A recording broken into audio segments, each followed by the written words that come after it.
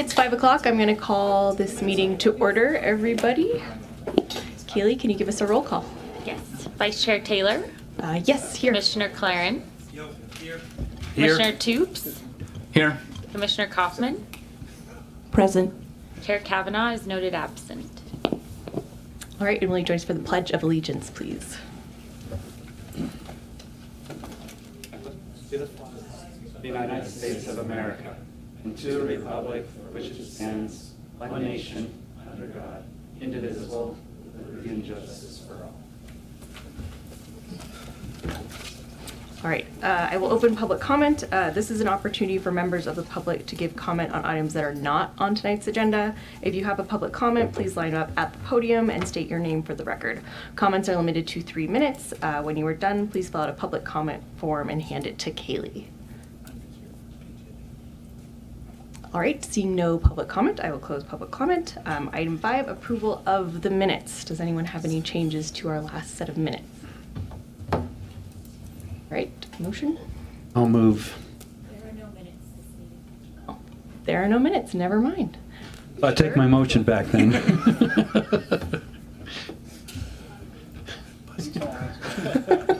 All right, well, moving right along then. Item 6, public hearings minor review. We also have none of those. So moving on to item 7, public hearings major review. Item 7.1, application number 00087, DPPDZC, Edmonds Lofts Affordable Housing Project. And we have a staff presentation. Yes. Good evening, Vice Chair Taylor, members of the Town of Truckee Planning Commission. I'm Adam Peterson from the Planning Division. I'm here tonight to present the Edmonds Loft Development Project.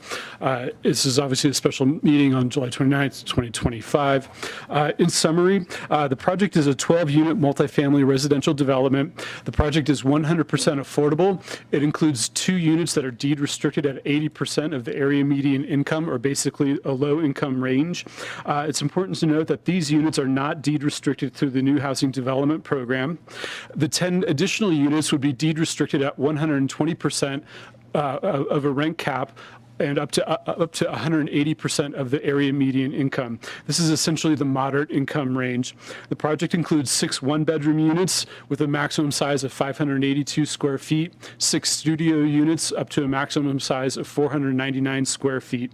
The project includes 14 covered parking spaces in a carport, as well as connections to electric, water, sewer, and utilities. Storm drain is proposed to be treated on site, as well as landscaping will be installed in the corners of the site, as well as including snow storage on site as well.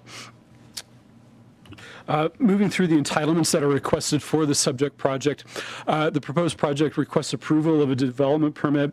The development permit's necessary to construct 11 or more units in a multifamily residential project.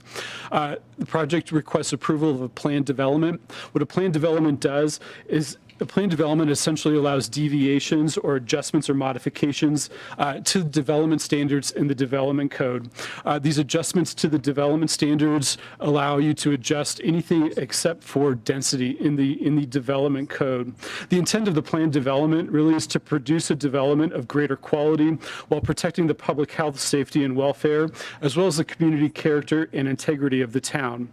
It's important to note that after publication of the staff report, it was determined that one of the requested items for the planned development approval, the retaining wall within the setback area, would actually not be needed. Therefore, staff proposes that this item be removed from the planned development list. We'll get into the specific items that are requested for approval with the planned development in later slides. And then lastly, the project requests approval of a zoning clearance. The zoning clearance is required when there's a change in land use or when there's a change in or when there's a new structure that's on site. There's 2 important considerations for the Planning Commission to evaluate tonight.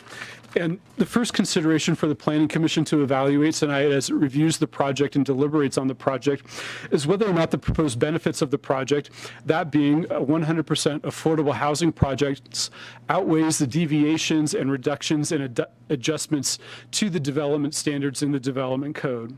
The second consideration for the Planning Commission tonight is whether basically the project is consistent with the development code other than those adjustments. And this really includes basically whether or not the project meets the design guidelines contained in Chapter 18.24 of the development code. Just a little bit of background on the project, and basically what brings us here tonight is that Council Work Plan Task 4.1 identified development of the subject site. This site was dedicated to the town of Truckee by the High Altitude Fitness Project when that went in. And basically, Work Plan Task 4.1 identified this site for affordable housing or for workforce housing. In May of 2024, town staff went to town council and we confirmed direction that we had received in August of 2023, and that was in regards to the proposed ownership structure, which in this case was related to rental units, a land valuation approach, and also the expected need for the entitlement pathway, which at that time was already expected to be a planned development. With respect to the entitlement pathway, it was also anticipated that staff would serve as the project managers and then partner with a private developer builder to go about actually building and developing the project. So following that meeting in May of 2024, staff circulated a request for qualifications from qualified developers and builders. Staff received 3 proposals and staff interviewed the 3 firms and ultimately returned to council in January 2025 to confirm the selection of Paradigm 8 and Sage Modern as the preferred partner in this project. And I think that's an important point to note, is that this is a partnership between the town, given that this is a town-owned property, and that we did select the builder and developer for this project in Paradigm 8 and Sage Modern. Continuing on, because I think this is an important point to note, and I think important given the deliberations and considerations before the Planning Commission tonight. In April of 2025, after partnering with Sage Modern and Paradigm 8, we had reviewed a preliminary plan and a preliminary project details, and town staff went back to council just to gauge their support for certain items. And the first was looking at the number of housing units on the site. Staff wanted to confirm that it was the intent of council to maximize the number of housing units on site, and with the understanding that this would require adjustments to development standards through a planned development approach. Ultimately, council was in favor of maximizing the amount of housing on the site through a planned development approach. The other thing that staff wanted to confirm with council was a specific policy consideration. We're going to dive into a little bit more detail about this in later slides, but essentially to approve a planned development, there needs to be a community benefit. And that community benefit is identified as 4 specific items. One of those items is the affordability structure of the project. Staff wanted to confirm that the council was supportive of the affordability structure and felt like it met the intent of the development code with respect to the community benefit required. Ultimately, council was in support of the affordability structure for this project. The next item was in regards to the parking amount. The project includes 14 parking spaces on site. 23 spaces would normally be required. And again, the council was in favor of the proposed parking for the project.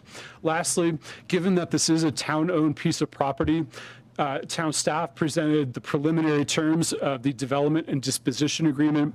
The development and disposition agreement outlines the terms for disposing of the property to the developer builder, as well as basically outlines expectations of each party.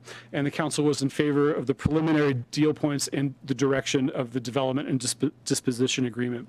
It's important to note that, and also it's important to note that the development and disposition agreement is not before the Planning Commission tonight. That's been directed to the town manager to go ahead and execute that with the developer builder, Paradigm 8 Sage Modern, I should say. Getting into the project location really quick. The project's located in the southwest portion of the town of Truckee. It's located on an undeveloped site. It's substantially surrounded by I'd say urban uses, with multifamily uses located to the north and to the south of the project site, and single-family uses located to the east. An undeveloped portion of the high-altitude fitness site is located to the west. Further to the south, we obviously have Truckee High School, and then Northwoods Boulevard is also located further to the west of the project site. The project zoning is RM24, which basically specifies a dwelling unit or a dwelling unit intensity of 24 units per acre. The site has a corresponding general plan land use designation of high density residential with 18 to 24 dwelling units per acre. It's important to note that similar zoning designations exist to the south and the north of the site.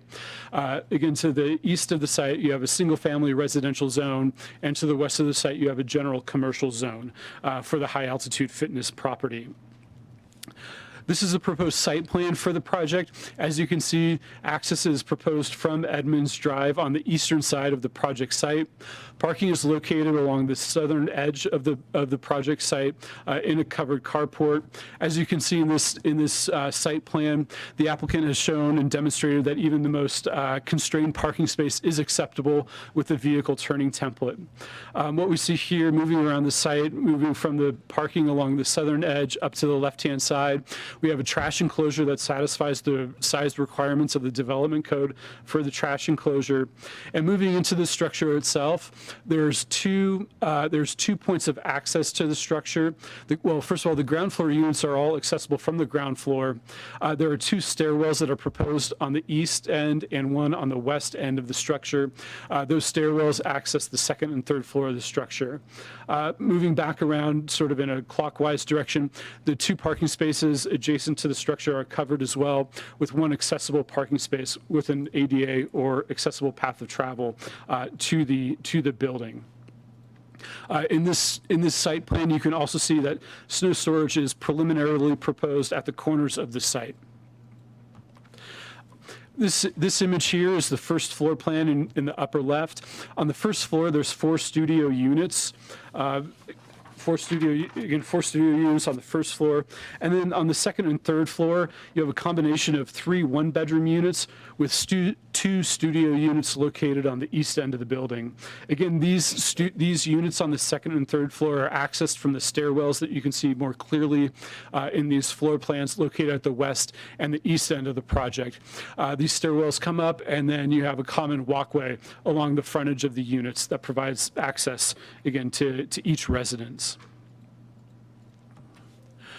This slide is basically the rendering for the proposed project. What this slide shows, again, in the upper left corner, is the proposed project from Edmonds Drive. As you can see, there's the covered carport on the left or the south side of the site that provides for 12 car parking spaces. And then the 2 covered parking spaces are located on the north side of the site, one for accessibility requirements and then one for guest parking. As you can see, the building materials include board and batten siding with black window trim. There's a fascia that's also proposed to be stained black as well. The project includes heat pump condensers proposed on the patios for the project. The patios are located on the north side of the structure for the second and third floor, and there's enclosed patios for the first floor units at the front of the structure that face the carport area. The project includes wood railings as well as black hog wire mesh paneling along the second and third floor stairwells. In terms of project analysis, staff evaluated the project pursuant to the 2040 Truckee General Plan. The project is consistent with a myriad of policies in the plan. Some of the highlights of those policies are included in the following list. And 2 policies are included as a result of basically considerations that the commission needs to evaluate tonight related to the project. I think it's important to note that the project is consistent with the land use intensity of the general plan when taking into account the equivalent dwelling unit provisions afforded in the development code. What those equivalent dwelling unit provisions do is that they basically assign a lower intensity based on studio units, or basically a lower intensity of units based on studio units and 1-bedroom units. And ultimately, it reduces the overall intensity or density of development on a project site. And so, again, given that equivalent dwelling unit provision in the development code, the project would be consistent with the intensity afforded in the general plan. Also, even with that equivalent dwelling unit provision in the development code, the project still meets the minimum density. It still has sufficient or it still has sufficient density within the higher range of the site. And then the two policies that the council should consider, or excuse me, that the commission should consider, are those related to the design of the project and then the pedestrian-oriented design of the project. In order to be consistent with the high-quality design and the pedestrian-oriented design, ultimately a project would need to be consistent with the design guidelines in Chapter 18.24 of the Development Code. In terms of the development code analysis, the project is consistent with the development standards in the development code, with the exception of those items for which the plan development adjustment is requested.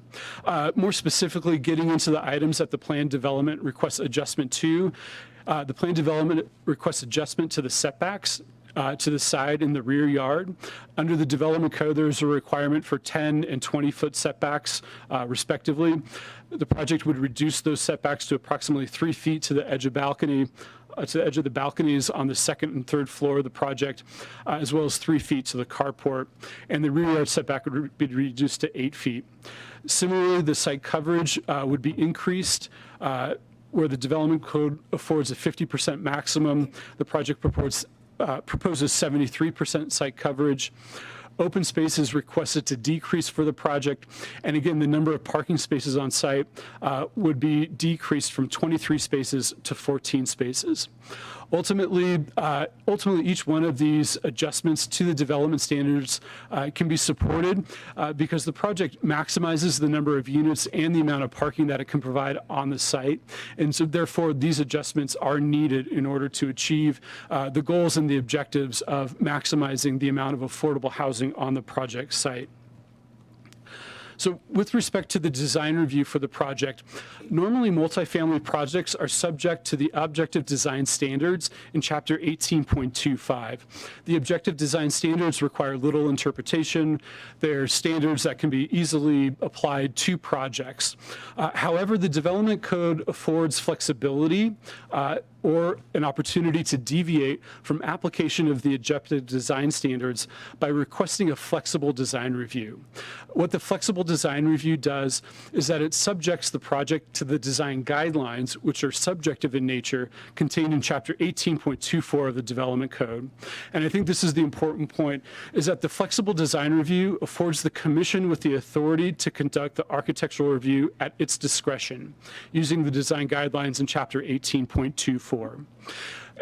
It's important to note that even though the project has requested flexible design review, there are some provisions of the objective design standards for which the project cannot deviate. And this is related to the common outdoor area, a common recreational amenity, a dimension to the balconies, porches, and decks, and area requirement for the storage for the project. Again, related to the common outdoor area and the common recreational amenity, these are not proposed on the project site. Ultimately, staff believes that the location of the project within 400 feet of Meadow Park would serve to satisfy the requirements for an outdoor area and a common recreational amenity. With respect to the balconies, porches, and decks, there's a minimum dimension of 6 feet that's requested, or excuse me, that's required for these areas. On the balconies, there's a minimum dimension of 5 feet. So there's a 1 foot variation to that, basically to that dimension for the second story and third story balconies. Ultimately, staff's opinion is that this can be supported because it reduces the further encroachment into the setback. And then with respect to storage, the second and third floor units have 14 square feet of storage. So there's a deviation requested to the amount of storage that's normally required for projects. Again, just given the constraints on the site, with maximizing dwelling units, with trying to minimize encroachments into setbacks, with providing adequate parking for the project. Ultimately, this reduction in the storage square footage can be supported. With respect to staff's analysis of the project related to the design guidelines in Chapter 18.24, the project is generally consistent with these design guidelines. It represents a utilitarian style with simple forms and natural materials, and it maximizes the development potential on the site. Also, the project is oriented to the south, which maximizes its solar radiation and solar intake. I think the important consideration for the council and what staff considered in our evaluation of the project as we looked at it relative to Chapter 18.24 is that the project was uniform with respect to the texture of materials that were being used, the color, again, the materials as a whole, the roof line, and the massing. In response to this, staff has included conditions of approval that would seek to enhance the design and overall enhance the project and enhance the project's consistency with the design guidelines. With respect to the plan development, again, as mentioned, the plan development affords deviations from development standards in the development code. Like I mentioned earlier, in order to approve the plan development, a project needs to include at least one of the following community benefits. The applicant is proposed to satisfy the first community benefit, which is a minimum of 25% of the units should be affordable to very low, or moderate income households. And again, council considered whether the affordability structure satisfies the requirements in item number 1 above. 2 of the units, again, would be at the low income level, and they would not be considered with the deed restriction for the new housing development program. And council determined that the community benefit component of the PD is achieved by deed restricting the 10 units at 180% of AMI. With respect to the environmental analysis, the proposed application before you tonight is a project pursuant to the California Environmental Quality Act. The project is exempt pursuant to CEQA guidelines section 15183, which is a project that is consistent with the density in the general plan. Again, this project is consistent with the density in the general plan as permitted using the equivalent dwelling unit calculation in the development code. There are conditions of approval that are required for the project, and these conditions of approval determine that there would be no specific project, no project-specific significant effects. With respect to agency review and public comment, this project was routed to town departments and outside agencies on June 20th of 2025. There are conditions of approval from the Truckee Fire Protection District. The Truckee Fire Protection District did not identify any impediments related to site access. It would be subject to standard fire code requirements, as well as an alternative means and methods, given its location in a very high fire hazard severity zone. There's standard conditions of approval from the Nevada County Environmental Health Department, Truckee Donner Public Utility District, Truckee Sanitary District, and it would be subject to the Quimby Act and payment of park mitigation fees to the Truckee Donner Recreation and Park District. The project was noticed in the Sierra Sun on July 19th of this year, and property owners within 500 feet were notified on July 17th. At least the mailings went out on July 17th of 2025. Staff did receive one phone call related to the notification that went out on July 17th. It was from the property owner to the south of the site. Ultimately, that property owner expressed concerns relating to setbacks, the proposed retaining wall, and then the vehicle lights shining in the property as basically vehicles access the covered carport parking spaces. Staff worked through the property owner and explained that the setback reduction was the result of the planned development, that the retaining wall that was being proposed is going away.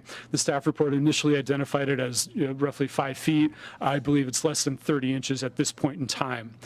With respect to vehicle lights, should the commission in its deliberations decide that an additional condition of approval is warranted, that could be added to the project to screen vehicle light intrusion onto the adjacent property.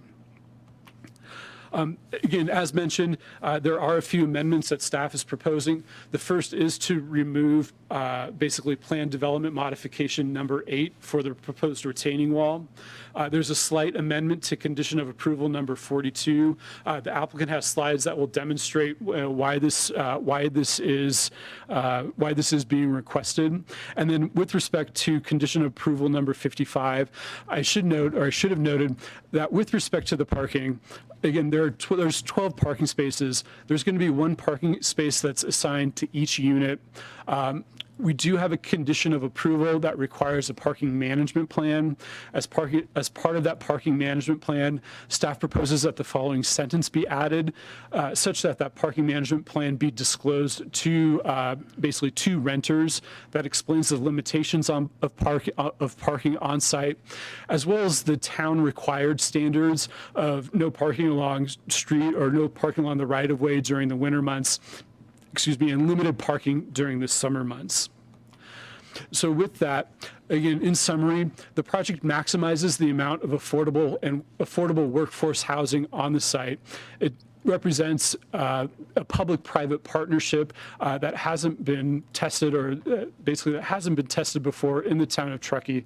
And the findings can be made in the affirmative with the conditions of approval related to the design review for the development permit, plan development, and zoning clearance.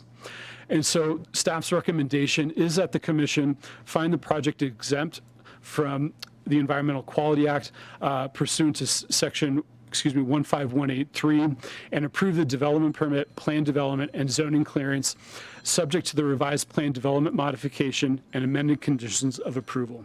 Thank you. All right, thanks, Adam. Does the applicant have a presentation?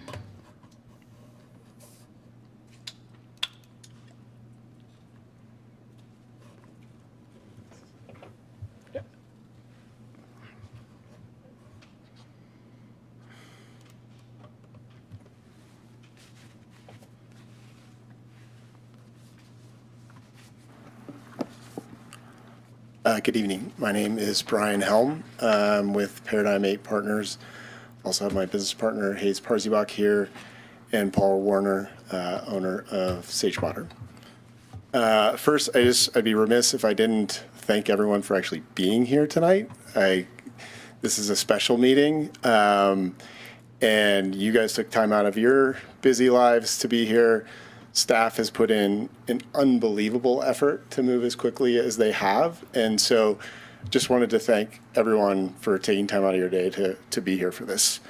So a little bit, I tried to do some slides that were not repetitive of Adam's presentation, which was super thorough. Wanted to give a little bit of background about us. Paradigm 8 is sort of a small real estate development, construction, investment group based here in Truckee. Both Hayes and I live here in Truckee, and we do both principal development, we do construction for our own projects, and then we are also an operator of businesses. We own Tahoe Mountain Club and own and operate Tahoe Mountain Club. Sage Modern is a multidisciplinary firm that does work between San Francisco, Los Angeles, and Truckee, and has had a long history of doing work up here in Truckee. In fact, the sort of model for this project you can go and see in Truckee today is a 9-unit project that Sage Modern did at Industrial Way that was in front of you guys not too long ago. And that's up and operating. It's a mix of 9 one-bedroom apartments that are meeting sort of the 100% affordability level.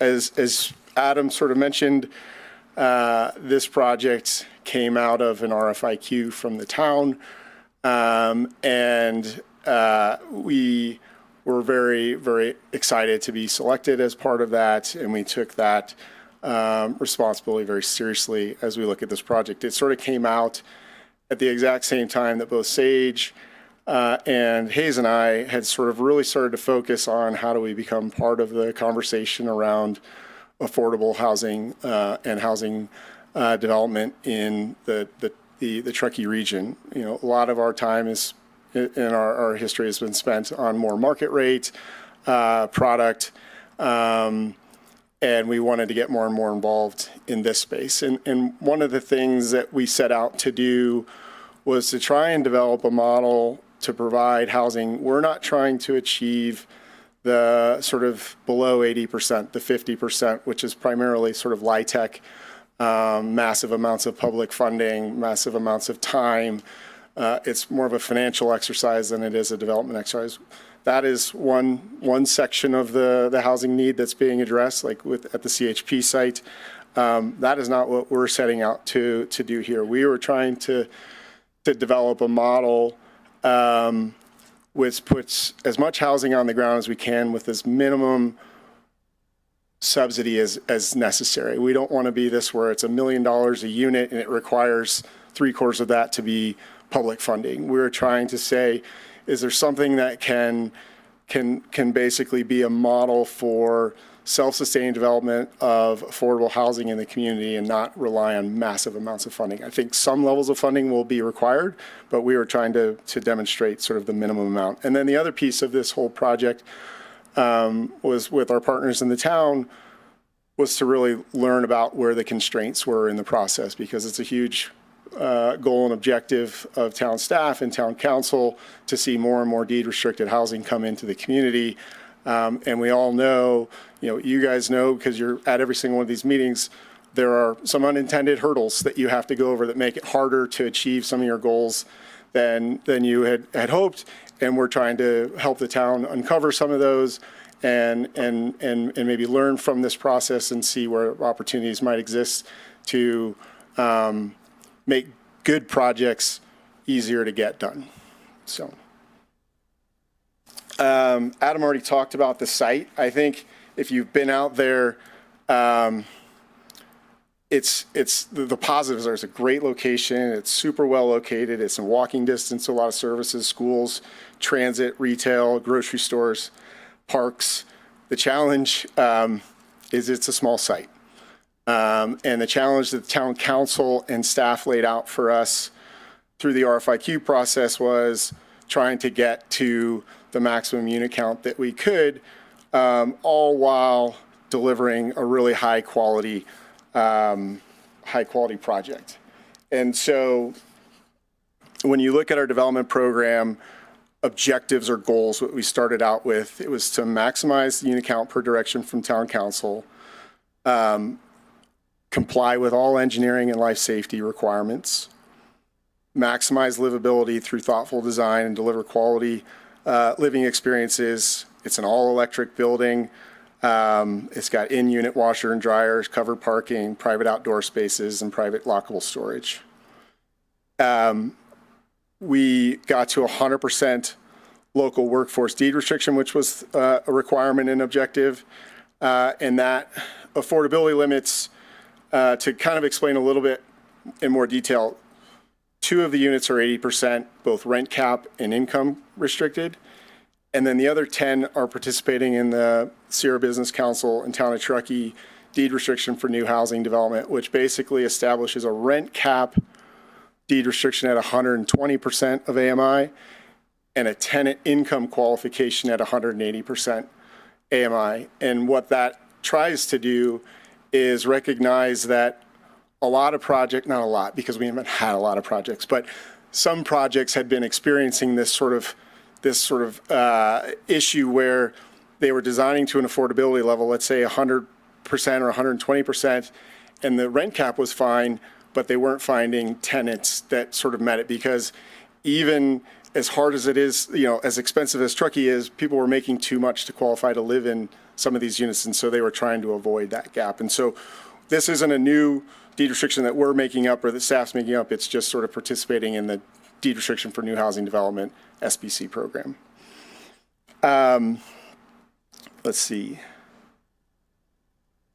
Yeah, and then I already talked about sort of our sort of goal with subsidy, because what Hayes and Blair and Paul and I hope to do is not be 12 and done. We'd like to go find a lot more of these microsites. We have another project that we've got in pre-development conversations now, but we'd like to make this as a model that we come back and see you again in 6 months, and we come back and see you again another 6 months after that. And these aren't big 100-unit projects, but they're 12-unit projects, they're 20-unit projects, things like that that are sprinkled throughout the community in well-located sites. Let's see here. So Adam already talked about the development highlights. I won't go through those again. You sort of know the makeup. I think the important things beyond just sort of the numbers is utilizing the model that Sage used with Industrial Way. 9-unit project is the same way we hope to operate, or we will operate this property, which is professional property management company. They use Truckee Homes, thank you. And then a partnership with the Tahoe Truckee Workforce Housing Authority with lease up and qualification of tenants. And so utilizing the amazing resources that are in place to help catalyze these projects and then manage in a very professional way the building, which then allows us to incorporate that as part of our parking management plan, that we'll have a professional third-party manager that is responsible for enforcing parking regulations, communicating with tenants around those issues, and managing those things for both tenants as well as the community. And then so the rent caps are set by the deed restriction, but the reality in Truckee is that market rent's actually much lower than that. So just because you have a deed restriction of 120%, that doesn't mean you can go charge 120%, because that's not really where rents are in Truckee. Our rents, so for the 80% AMI product, that's $1,593. That just got updated for total living expenses. We see the studios being in sort of the $1,800 to $1,950 range.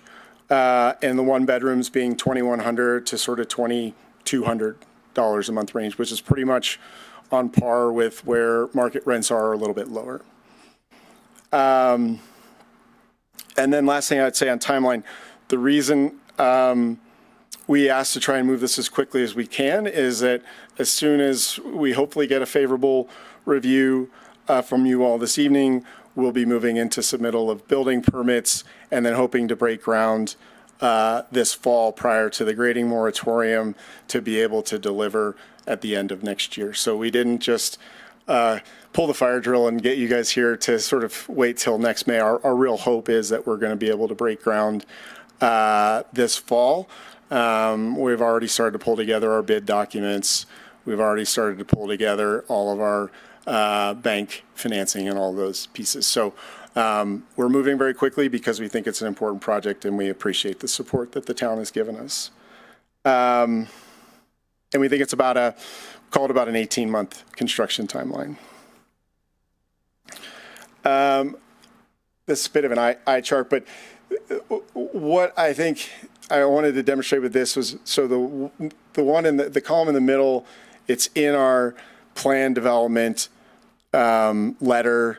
It's just sort of saying, when we did the scenario planning around what the project looks like without the PD and then what we actually submitted. The other thing of note is all of the things, coverage, parking, setbacks, community open space, were the items that we included in the RFIQ and identified as being the challenges for the site and then represented to Town of Truckee. And so we've tried to test the trade-offs there, since November through the whole process. And then the last two slides, and then I will sit down, is just wanted to demonstrate we got the preliminary conditions of approval. Two of the bigger ones came from, or really the big one came from engineering to adapt. We had had some steeper cross slopes, and we have since redesigned that driveway. We've pulled the building down by a foot, and we've added a 30-inch retaining wall. It's not really a wall, 30-inch retaining structure to the south to then create the 2% cross slope maximum at the driveways, and then maximum, I think it's 5% across the parking space itself to sort of meet the town engineering requirements and show that we can do it not with a 5-foot retaining wall, but something that doesn't require railings, doesn't require special structural inspections and engineering and things of that nature. So that was just demonstrating that piece. And then I just provided some slides around the additional screening around ground-mounted utilities. We've added some screening for that, as well as for meters. It doesn't look like a big thing, but it's just sort of demonstrating that was one of the key items. And then this is an actual structure. Again, this is a Sage-built structure on Southeast River that they just recently completed. That's sort of, it's kind of a crappy photo, so sorry. But it's a board and bat design, sort of traditional Truckee design, natural wood materials with a natural stain. And sorry for the blotchy photo, but so those were sort of the special things that I wanted to cover off on. Obviously, Paul, the lead architect, is here to answer any questions that you may have around design. And then Hayes and I are here to answer any questions around development, operation, etc. Can you go to the mic if you're going to talk? Sure. That way we can capture it. This is Paul. Hi, I'm Paul Warner with Sage Modern. Just on the left-hand side here, you can see there's a little bit of additional room off the end of the parking structures. We added 5 additional bike parking spaces there.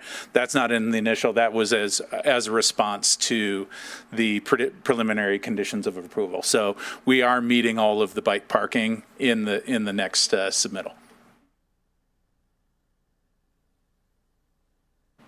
Great. Well, thank you very much. We'll start with questions for the applicant. Jason, do you want to kick us off? I don't have too many questions. Where did I write them? Oh, quick. So before I begin, I should disclose I went to the project site, walked around, met with the applicant there. I think I attended like every one of these town council meetings that was referenced. So I did not make public comment during those, but I was there learning about this project at that time. Maybe this is a question for the architect. So I saw a condition, the staff was talking about adding textures to the design. Could you speak to the design and what choices you made going into it and what you think, works about it?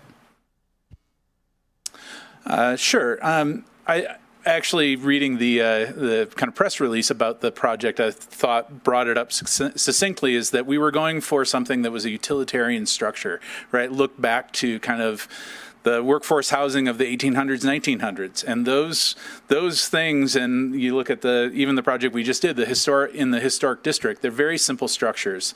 There's an economy of means. There's an economy of materials about them that is both necessary for that style and also for the objectives of the project. So what we're trying to do is really be disciplined in being economical in those things. And we actually felt that, given the constraints of the site, we do have a fair amount of articulation. We popped out the front stairwell. There's actually an angle on the building on the side, right? It's not actually just a rectangular box, and that's due, frankly, to the constraints of the site, right? But I think it adds to it as well. So, right, again, make one move, right? That move came naturally, and we stuck with that. So we're using those materials. We're using the materials of the town, and both in the past and also current, things like the hog wire, railings, things like that, and just using a few good materials that are going to be durable, stand up to that, the type of use that it is, and obviously our environment. So I felt that we're trying to be disciplined in this, both from the design standpoint and also in what we do and how we spend our resources. This is not an unlimited type of thing, and I think we've done a lot to maintain, to meet the spirit of what those objective design standards we're aiming for. Awesome, thank you. No other questions, so. Amy? So just thinking about the public comment, not the parking itself, but the lights. And I know that other residents, even though that hasn't been a developed site, there's still, I'm looking at the drawing, and it does, anybody exiting, at night, and it does become night here sometimes. the lights are going to point straight into somebody else's property, or if they're turning into the parking, they're now pointing directly at the back of another building. Is there a way to slightly angle that drive entrance and to just put up a little bit of screening? I know I don't want to layer a huge amount of cost onto this, but I'm just being respectful of other properties that are already in place. Thank you. In terms of I'm not sure if I don't want to understand it better, whether the lights were based on going into the carport and the direct adjacent to it or across the street. In terms of across the street, I think we're pretty consistent with what everybody else is kind of doing in there. And there isn't a lot of room to really make a lot of changes to that. We can look at it for sure. I do acknowledge that, going into the carport, there will be light shining very close. We could potentially put some screening up there. It is going to be in the setback, right? We're trying really hard to keep as much as possible out of the setback. It would have to be in the setback. The real challenge of the site, let me see if I can go back a little bit. The real challenge of the site is the kind of stacking up of parking, drive aisle, fire access, and then all the way to the back. It's kind of from south to north. That stack of dimensions there is incredibly constrained, and we're trying everything we can do to kind of squeeze those down. We're right at those limits with pretty much everything, all the way down to the bathroom accessibility that for those accessible units, the walkways, the elevated walkways. We're asking for relief on the back of a foot because we just couldn't find any more space. We're getting into the setback. So if we were to do that, it would have to be in the setback. We could keep it basically at the eave line that's already there. Of the carport, or maybe 6 inches, so that the screening will survive, right? Because that's where it drains to. So we want to have it in a little bit so that it doesn't get destroyed in year one. But we could definitely look at something like that. Amy, can I add something? There's a 30-inch retaining wall when you pull into the spots. And I just looked up, the average height of headlights on a car measured from the center of the lamp to the ground is between 24 and 54 inches. So if they would have put a 3-foot screen on top of that retaining wall? The retaining wall is only on the north side, I think. No, actually, is it also on the it south is on side? the south side. And so if you look along... That's what this line is right here. So along here and along here, we have retaining wall. This area where it pops out, that's a 20-foot deep. Sorry, I'll go back to here. Those are 20-foot deep parking spaces. All the rest of them are 18-foot deep, and then the bumper overhangs, which is allowed. So those last 2 feet are in that little setback there. So we would have to move. The screening would have to be where that small little notch out is. It would basically have to be along that line there, in order to make the 20-foot deep parking spaces work.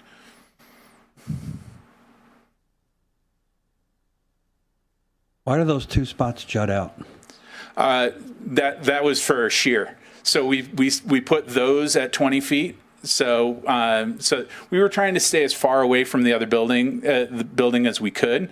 So we put those at 20 feet because that's the shear wall that holds up the entire parking structure. So those 2 spaces, that one bay, that 20-foot bay, is a solid wall. So those 2 spaces there would not have any lights on those. That's actually our shear in that direction, structurally. So is the retaining wall taller there? No, it's a wood wall. Maybe I can go. Adam can pull up. Yeah. Can you pull up yours that have the renderings? Not sure it's going to be super. Yeah, so you can see in here, there's these walls that run north-south, and between 2 of those walls, there's another wall that ties them together, right? So that's giving us our lateral stability in the long direction, right? And so those parking spaces are 20 feet deep. That's why they jut out. And it's just a wood wall like these other ones, right? I think Rich might be asking if that retaining wall is below the surface of the car or above. It's Oh, no, below is what I'm seeing. Oh, I see. No, the retaining wall is only about 4 inches above the asphalt, right?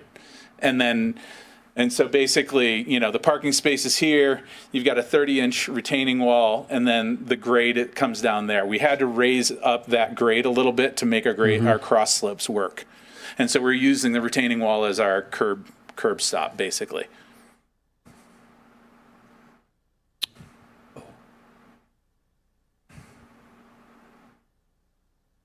So if you put the retaining wall and made all the spots at 20 feet, then no, it's no longer a curb stop. You have the 20-foot has the 2 curb stops drawn into it, right? Yes.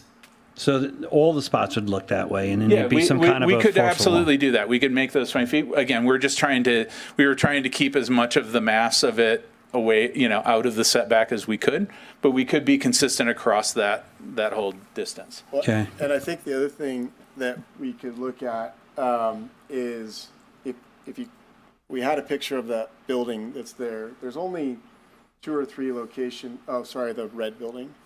There's only 2 or The 3 vacant lot.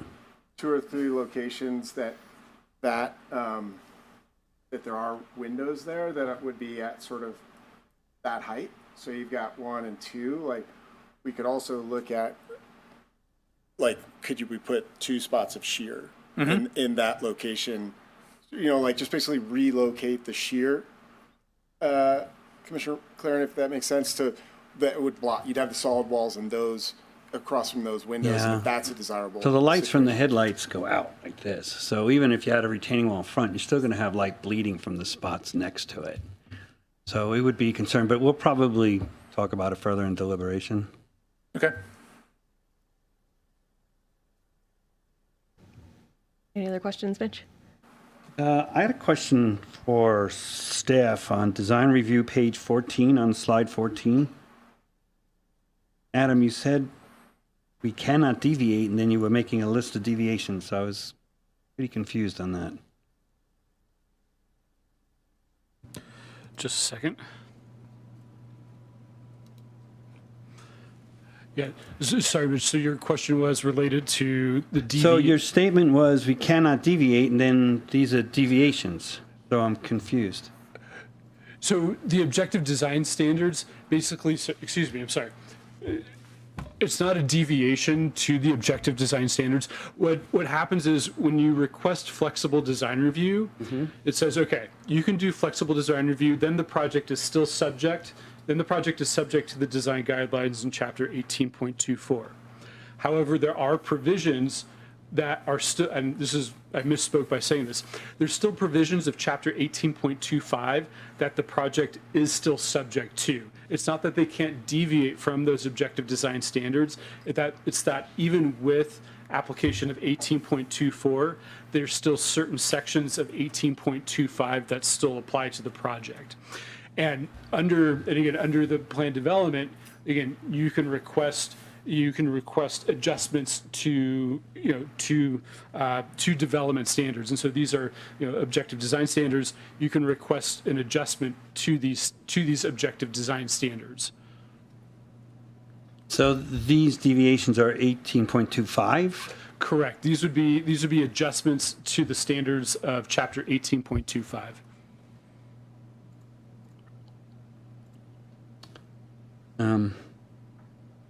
The only other thing I noticed was snow removal on the exterior corners of the driveway, snow storage.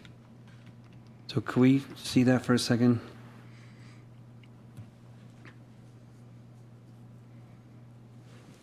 I just want to make sure there was enough room for somebody to pull out past a mound of snow and still be able to see, which we all know, especially in Tahoe Donner when you're driving up Northwoods, you can't get out of a driveway. So I just want to make sure we're not creating that same scenario again. It doesn't look like it. And those small areas are enough of this entire parking lot. Do they get credit for the cover on the parking spots? Yeah, so there's credit provided for the carports, and then actually this site plan will be modified slightly. The sidewalk is currently being shown on the private property, but there's an allowance to relocate that to the public right of way, which would give them an additional 6 feet there. Yeah, I So, was wondering that because the staff report said on the right of way, and then it shows that it's not. And then on the original survey from Sage, it shows the northerly neighbor's driveway slightly encroaching, and I see it's gone on this set. Are you guys going to cut that off, or?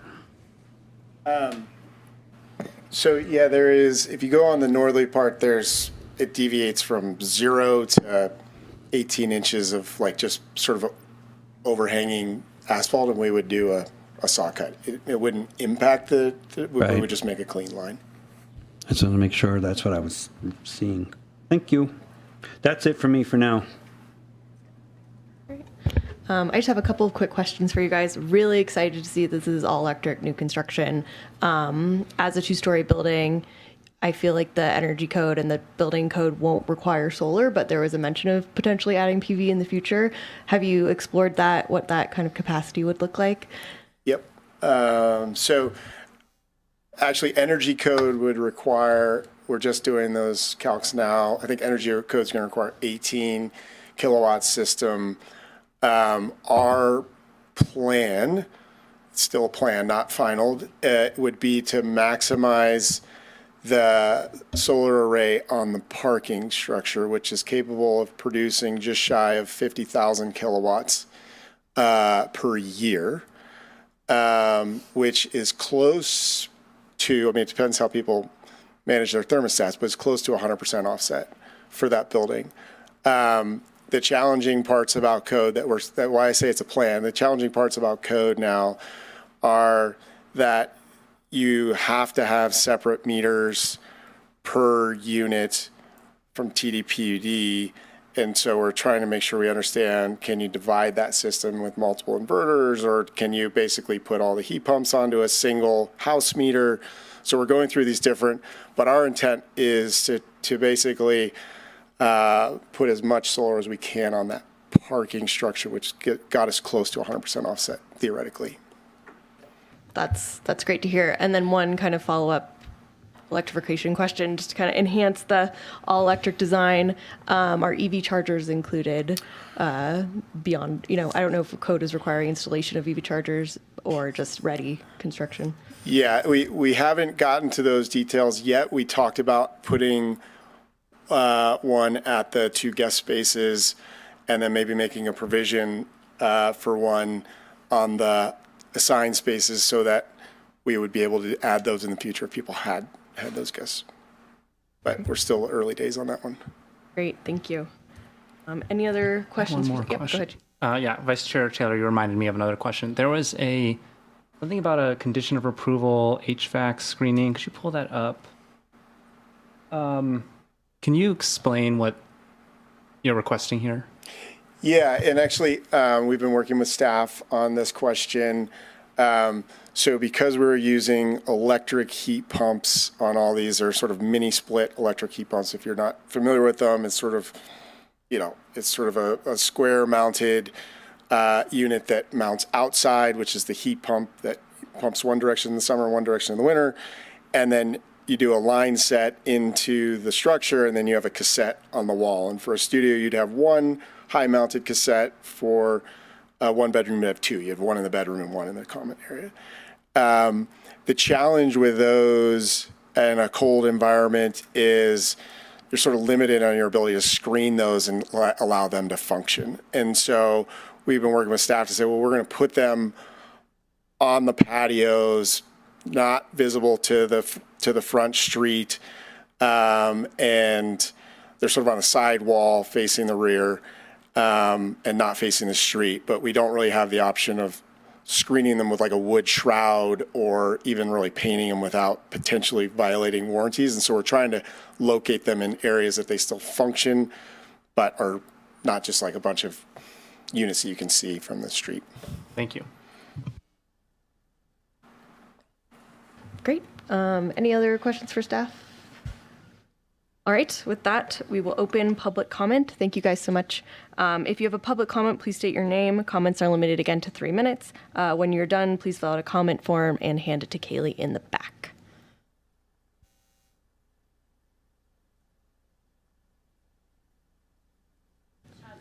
Green button.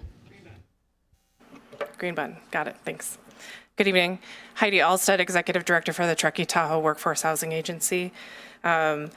We wanted to just support this project. Our board in May supported this project through a letter, and we're working very closely with Sage Modern and Paradigm 8 on another project, and so we wanted to just show our support for that as well. We're made up of 7 different member agencies, one of which the town is a part of our member agencies. And since our inception, we've served over nearly 1,000 people with housing services. So this is a really important project for us to be able to help lease up. And I wanted to also state that our program manager, Jacqueline, is here as well, and she's going to talk a little bit more about how we're supporting the project. Thanks.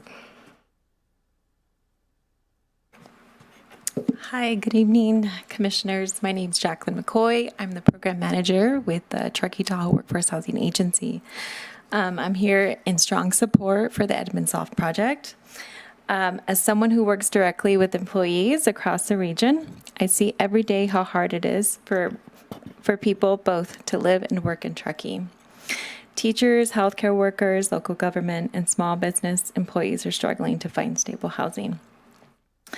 Some are commuting long distances, others are leaving the region entirely. The Edmondsoft project is a much needed step in the right direction.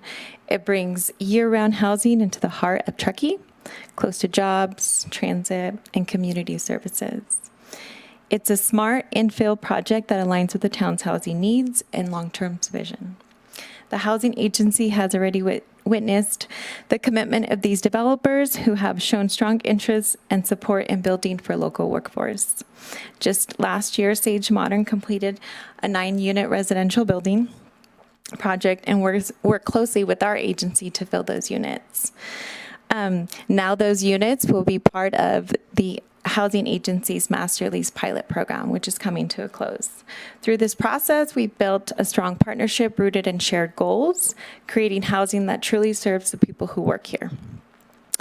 I also want to acknowledge how difficult these types of projects are to make feasible, both in terms of designs and economics. If we want to see more of this kind of housing, we have to remain flexible and open to thoughtful trade-offs that make these solutions possible. Thank you for your time, and I urge you to support the project and approve the recommended recommendations to move it forward. Thank you. Thank you.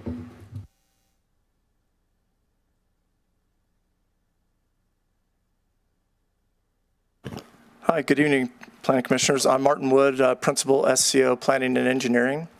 First of all, just want to lend my support and just say that I think this is a great, well thought out project and definitely needed for Truckee. And some of the questions that you were kind of keying into, it's a tight site, trying to pack a lot of really good things into the site. And that's one reason why I'm here tonight. I submitted an application on behalf of Jason Bird, owner of High Altitude Fitness, in January. And that's going to be hopefully before the Planning Commission here soon. That particular development permit is proposing 21 parking spaces. And based on the calculations and all that, we're basically 5 parking spaces over what is allowed per the development code. So we've been working with staff or talking with staff over the last couple of months about a PD designation and what we can offer a public benefit.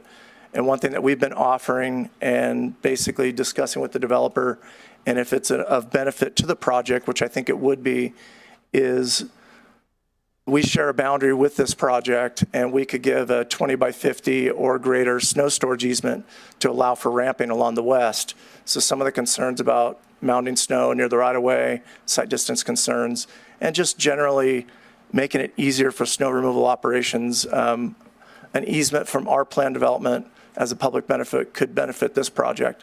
In addition, we could also give an additional easement to give more space for drainage treatment I understand it wouldn't discharge onto our property, but it would give some additional area where they could get more economic means of treating drainage without some of the more expensive subsurface designs. So I'm here to basically say, I think it's a great project. I think it's well conceived and thought out. It's a tight site, and we're offering as part of our project on behalf of Jason Birds and High Altitude Fitness as part of our PD application development permit that we'd like to give easements to benefit this project, and hopefully it's a win-win for both projects. So with that, I can answer any questions, but that's my public comment. Thanks, Martin. Thank you.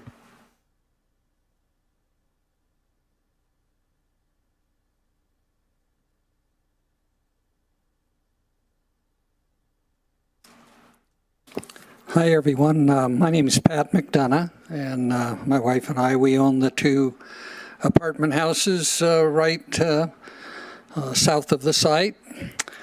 And we have, I guess when the building was built, 1960, our 2 buildings, they're 8 foot from the property line. And then this project is 3 foot parking from the property line on their side, so that's 11 feet. And I'll tell you, with headlights these days, and they're talking about screen, that's the bedrooms of our tenants. And I don't see how that is going to work. They need to close that up. It's just not acceptable with the lights going on in the bedroom. And I might say this, that all my tenants that we have are all employees here in town, and they would fall in your low category, and we don't gouge anybody. Believe me, our rents are lower than anything that this project is. So they're almost half of what they're going to charge. So they're going to... we were actually, the noise from building the climbing wall building, that was like a year of hell for our tenants. And, and this is going to be bad too, the noise. And I'm a little upset about it, especially when they didn't consider these, the distance on the site from the property lines, the normal 10 feet. I can't do much about our 8 feet, but now they're going to 3 feet on this parking. That's 11 feet. And that'll be nice. They can look in the bedrooms and look in the kitchens and so on. It's just not right. And that needs to be thought about a little bit more. And then also the drainage issue, to me, is a issue. We've had drainage problems from that lot for years, and I've had to put sump pumps in and drains and so on. But I hope that this isn't going to exacerbate the whole issue. So that's my 2 cents worth. It seems like to me too many units for such a small place, and all these units, by the way, are smaller than all of ours. Thank you. Okay.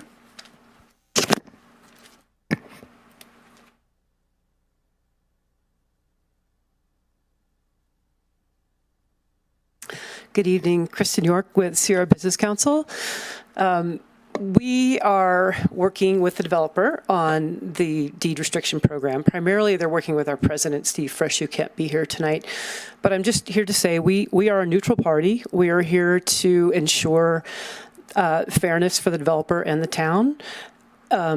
This is a vitally important project. The developer has been amazing to work with, and we have worked with a lot of them over the years.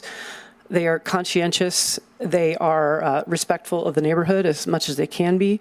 And thank you for giving your tenants a good deal on rent. That's not our experience with our housing program, I think we can say. So I don't have a whole lot to add. in addition to what other people have said, just that this is a really important project. The town has been amazing in their flexibility to get this type of housing built. And times have changed here, and we have to be open to those changes. So thank you. The other thing I'll say is there's a 7-step process to get through this deed restriction. They're on step 2, which is the biggest hurdle, and that's getting all of their documentation in. And they're just about there. So thank you. Thank you.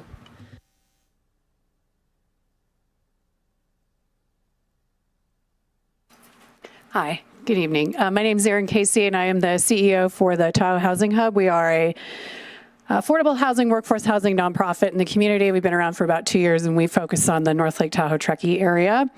And I just wanted to say we do believe in housing for all. And I wanted to mention that what I think is really compelling about this is the unique model that the town is working on in partnership with a developer. And I think that's pretty cool for our region. We need innovative approaches, innovative partnerships in order to close the gap. And so this is a great example of that taking place. I did also want to mention that I lived off of Edmonds for 5 years with my daughter. And it was a great place. We used to walk to Safeway, used to walk to Meadow Park, walk across the street to go to the high school. Like, we walked everywhere in that location. And so for me, even the location itself is special because I think about the time that she was in from 2nd grade until she was in middle school here in town, living in that area. And it was a great location for us. It was just me and her. And I just wanted to mention, in terms of the location of the project, it's pretty sweet, I think. My experience living there was really a positive one. So just wanted to mention that. I think I really commend the town and the partners involved. I think it's exciting what's happening here. And I will also say that it's pretty rare, at least in my experience, to hear someone come forward and say, hey, we can provide housing and restrict it and have the rents line up that way. You're not hearing this is $1 million, $2 million a door, which is often what we hear. And that is generally a constraint and a significant limitation to bringing new projects forward.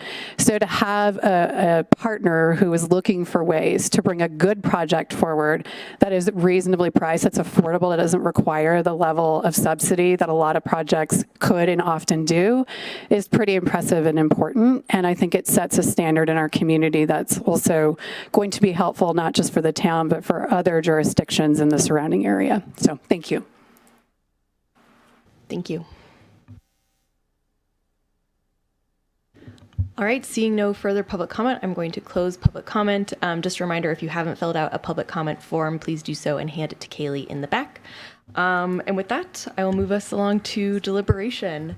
I think there are a few key points for us to discuss. I know, Adam, you had a list. If you want to bring that up, that might be helpful to guide our conversation.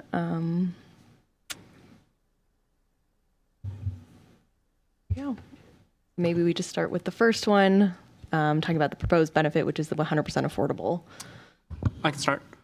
So overall, very exciting. As I said, I was following this at town council and was interested in it. Overall, they're fitting 12 units on a parcel. It's the same size as the average single family unit in Truckee.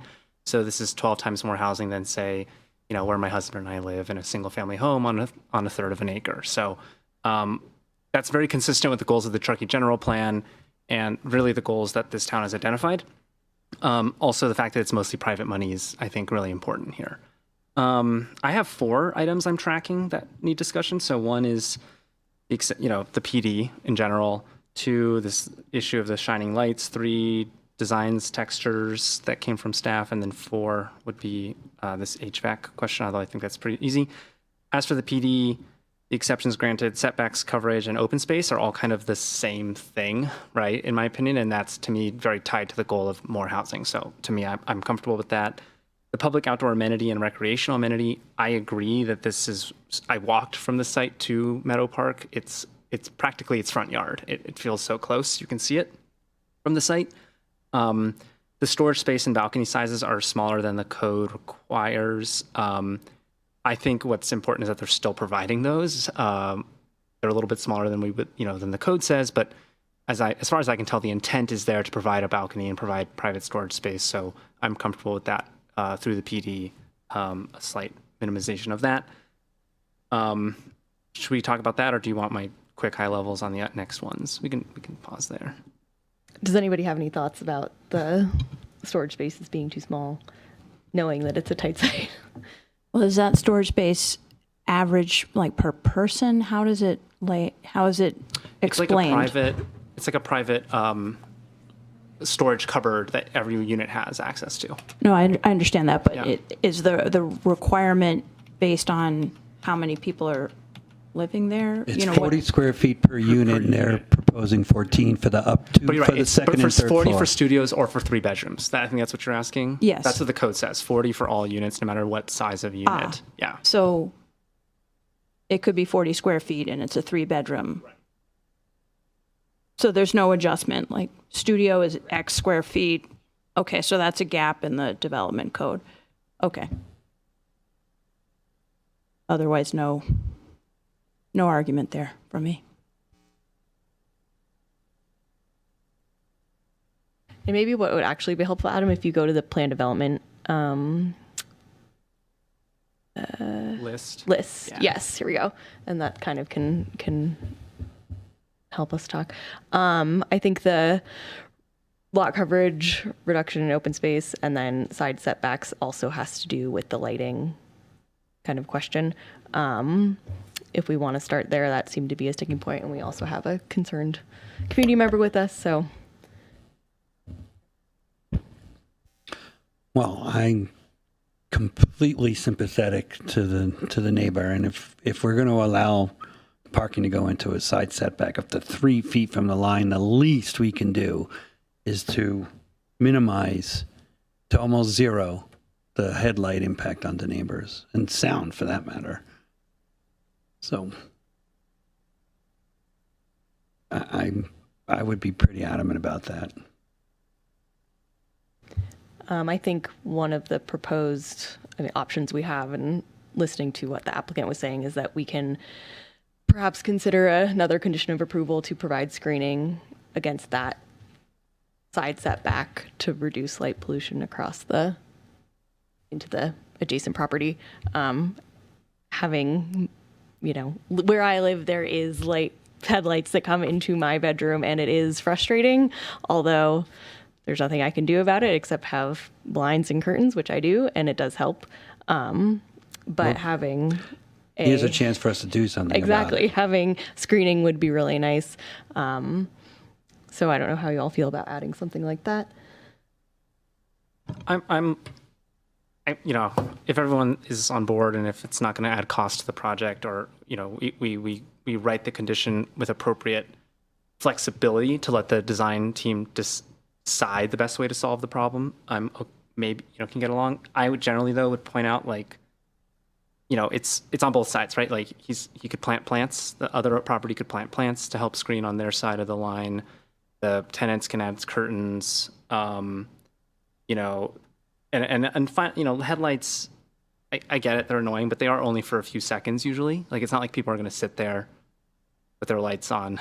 I hope, and maybe Sometimes they do. sometimes people do. Sometimes They people do it at the parking lot. That's true. Down the block from my house. In winter, when they're warming up their cars Yeah. before they get in. Or but they're in- just sitting there, whatever, talking. It's Truckee. Usually, there's not people coming in and out at like midnight, 1 a.m. Like I get it. People do work at all hours, but it's not really the kind of community that has that issue. And this is a zoned This is all zoned high density multifamily, and like that's what comes with the territory. I have to say it. And yeah, it's been a vacant lot for all of time, but it wasn't always going to be. And I don't know. I'm kind of I don't want to infringe on the property rights of the applicant either by saying that they can't really do what they're allowed to do in this case. So I'm a little bit hesitant to make it too onerous. Can I rebuttal that? Because we're Sure. giving them 7 extra feet.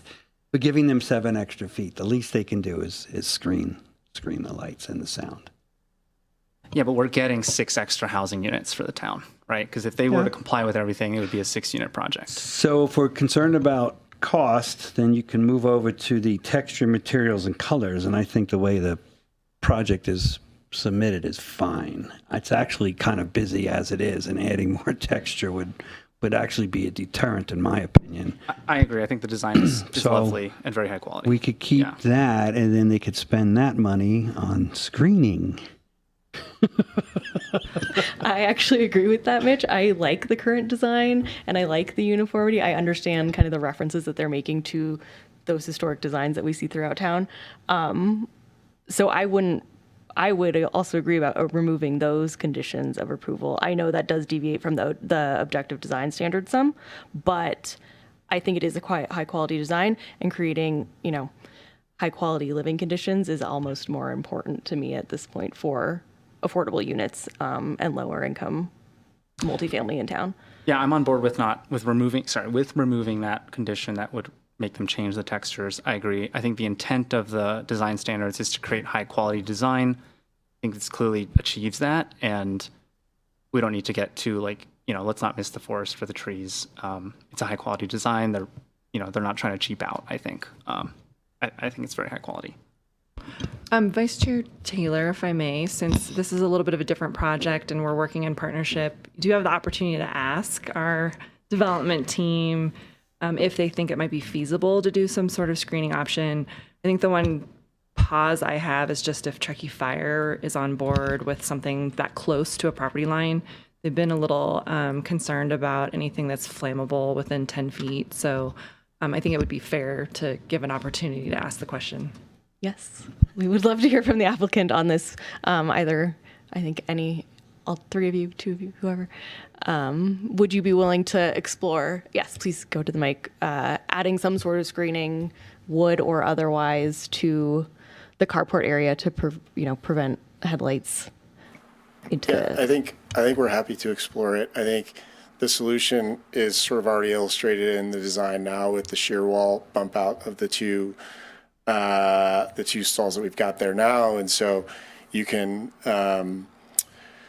we could create like two of those pockets around where the windows are, and they've got both sort of a half wall coming in and there. So it's sort of containing. So I think we're happy to do it. It's just going to be, you'll have two of those little ones that bump out 2 feet a little further, but it'll create the solid wall. And that's fine with us. I don't think we have any issues with that. Can we see the picture of the vacant lot again? Can we close up on that? Yeah. So how many windows are we talking about?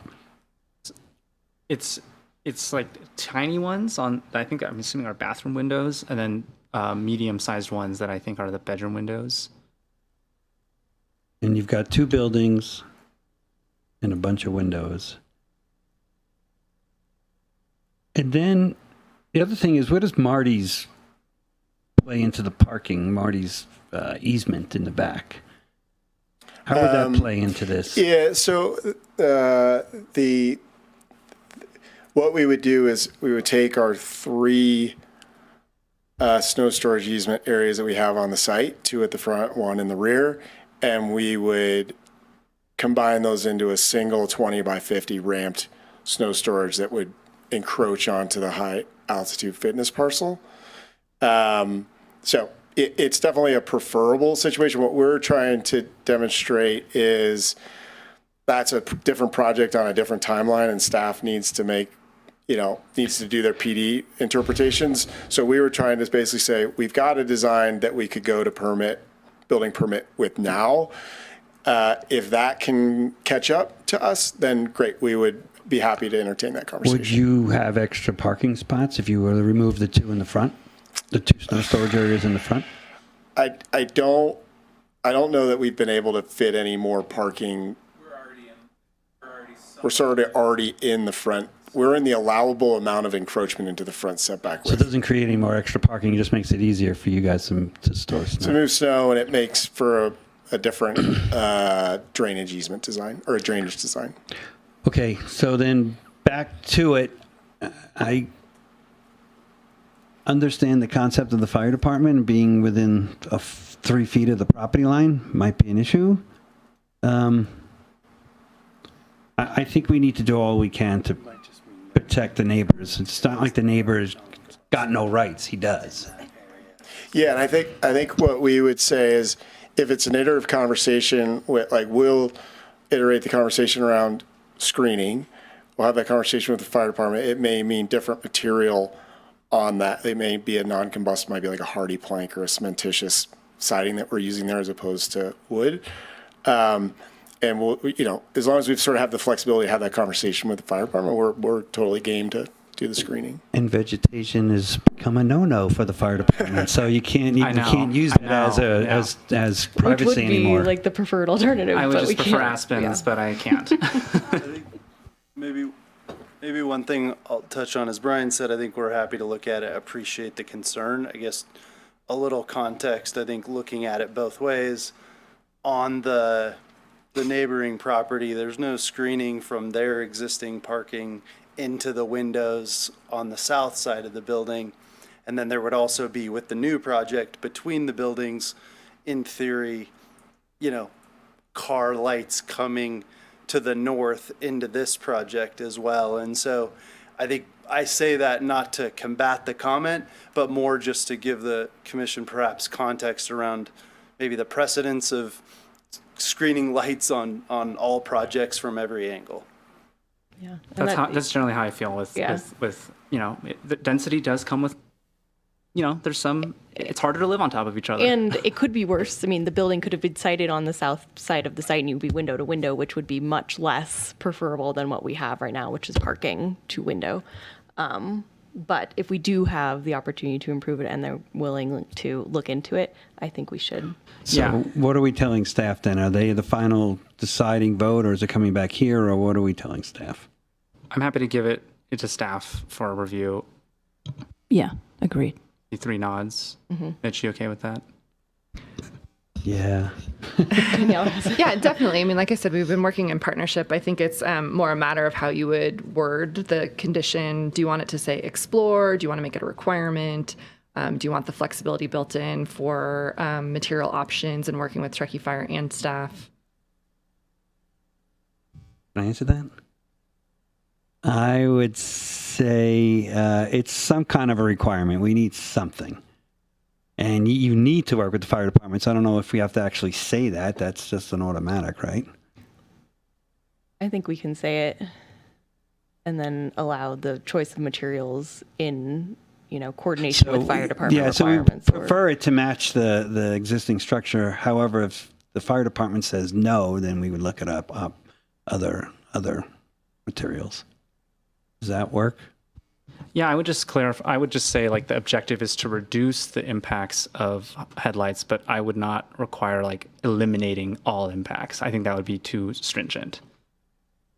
And I would leave it to the discretion of the community development director to determine what the appropriate amount of, having heard this discussion and the comments from the public, what the right amount, what the balance looks like. And we haven't talked much about sound, but I keep bringing it up. It's lights and sound. I actually stood at the site. Northwoods Boulevard is going to generate much more sound than people parking. It's quite noisy, and it's because it's above you that really hits you. And so these tenants have been living in that condition. Sound actually travels up. But for some reason, it was noisy. But my point is that the tenants in that area have already been living with that condition this time, and it's definitely not above any health standards or anything. It's definitely noisier than someone parking.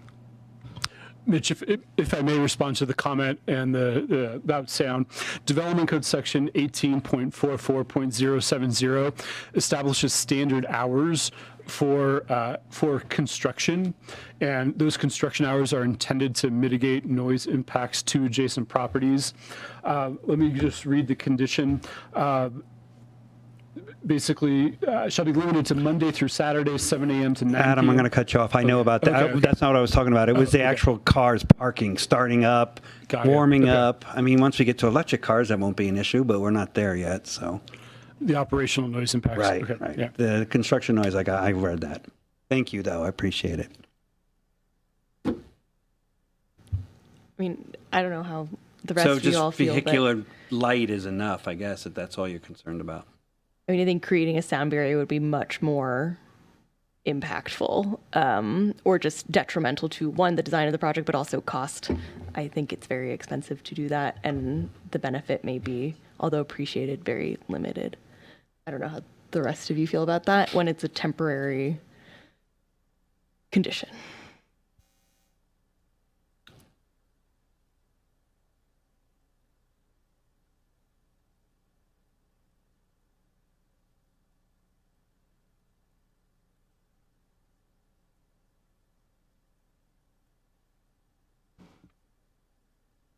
Is there a plan, I'm addressing the applicant, I suppose. Is there a plan for drainage such that it would not impact the downhill properties?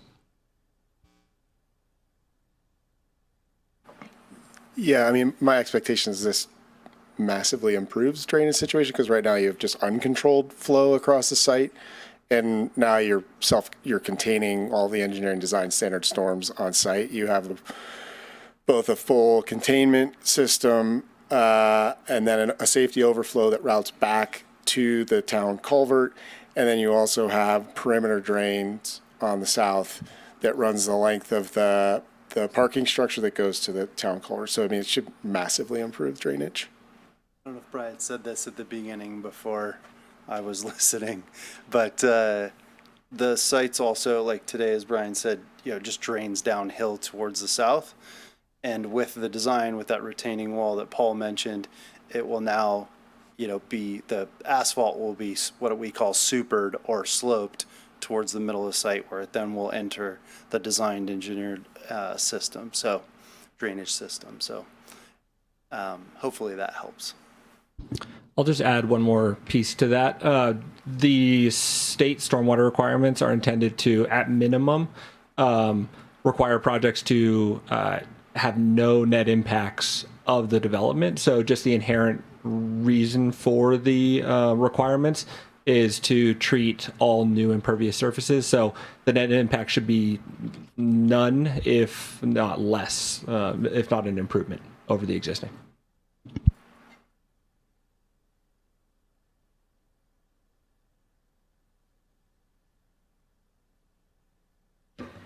Any other concerns around the plan development items? Can we see them again? Sorry, Adam, we make you keep switching screens.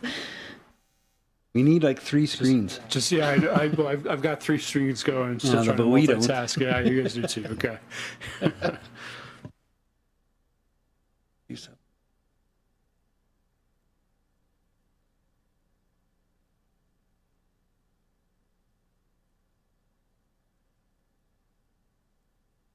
I find it interesting that we get a lot of requests for reducing balconies, specifically setbacks secondarily to that open space. I mean, it's the same requests on a lot of the projects. I'm just throwing that out there because maybe it should be looked at a little bit differently. I've got running notes, Mitch, on these. But I'm glad to see that there are still Jason, he's got balconies it. included, because oftentimes they're just fully removed, and this project has kept them, and having that private outdoor space is really nice. So I'm really happy to see that they're still, although a little bit smaller, they still exist. I think they're consistent with the intent. It's there. It's not as big, but it's there, which I think is so important. I Yeah, agree with you, I Commissioner, agree. Vice Chair. So I would say I'm okay with all of these deviations, just to be official about it. Amy, do you feel good? Yes, agreed. Okay, so I think if we can go back again to our list of changes running. Do we make need to sure look we at capture this everything. slide? I was going to ask about this.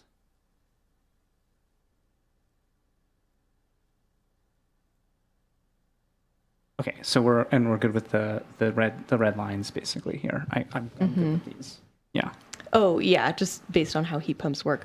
I wish there was another place to put them besides on the balconies, but I understand the constraints and you can't site them on the roofs, and yeah, it is what it is. So I'm just glad that it's all electric, more importantly. Okay. Any other thoughts? Do we have a motion? And we might need to go back to the I'll make motion a motion slide. to give me something to read out loud. This? Okay. Third bullet. All right. I move that we adopt resolution number 11, find the project exempt from environmental review pursuant to CEQA guidelines section 15183, approve the development permit, plan development, and zoning clearance subject to revised plan development modifications and the amended conditions of approval. I'll second. Kaylee, roll call, please. Vice Chair Taylor, Yes. Commissioner Claren, Yep. Commissioner Toops, Yes. Commissioner Kaufman. Yes. The motion passes. Thank you very much and best of luck. Marty, I was trying to figure out what you were doing here, so thank you for getting up and letting us know.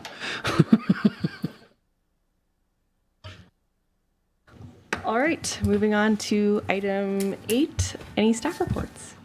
Yeah, this will be quick. As it's looking like today, we may not have an August Planning Commission hearing for you. So you might have done double duty this month, but we may not actually have anything, and we should know by tomorrow. And we'll let you know if it's canceled, obviously. Great. Any other informational items? No? Any commissioner member reports? Let's ride our bikes to the next one. Yeah, next one. Which might be September, might be our last chance. I rode my bike. I did too. Bravo, everybody. And with that, we will adjourn for tonight to the next planning commission meeting on potentially August 19th.